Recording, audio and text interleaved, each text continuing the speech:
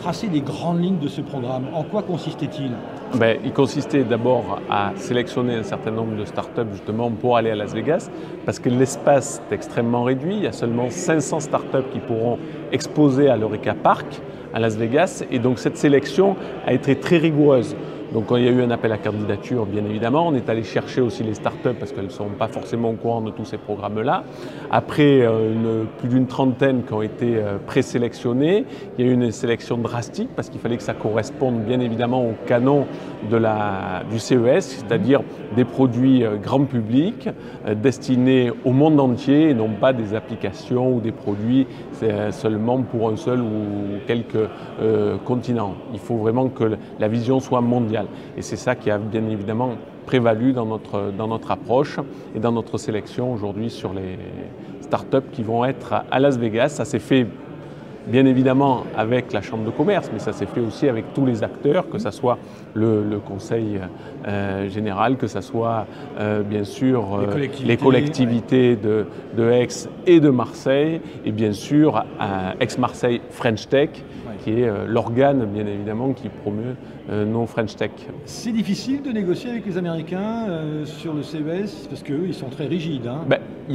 Malheureusement, il n'y a pas beaucoup d'espace, donc c'est un petit peu compliqué effectivement de pouvoir négocier avec eux, et ils sont rigoureux quand l'espace est plein.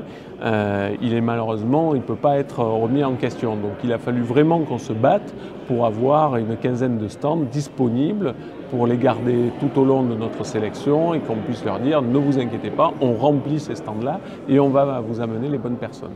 Alors on a 14 startups qui partent au CES de Las Vegas. Elles ont bénéficié de quel type d'accompagnement? Elles ont été coachées, on leur a fourni des outils de communication, on leur a expliqué un petit peu le marché américain? On leur explique bien évidemment en amont le marché, la façon dont ça va se dérouler, quel type de produit il faut présenter en termes de coaching, le fait qu'effectivement il faut arriver et puis faire le show tous les jours, toute la journée, non-stop de 9h à 18h parce que le temps est précieux et qu'il y a des gens extrêmement importants qui passent à ce salon, que ce soit les grands donneurs d'ordre de tous les grands groupes mondiaux qui passent dans cette French Tech, que ce soit des acheteurs de grande distribution ou des acheteurs des opérateurs télécoms, mais comme des financiers. Il y a énormément de financiers qui justement se déplacent pour aller faire leurs courses et regarder les startups qui sont les plus pertinentes dans lesquelles ils vont investir et en espérant bien sûr décrocher le gros lot et multiplier par 1000, 2000 voire 100 000 leur profit tout en les accompagnant bien sûr.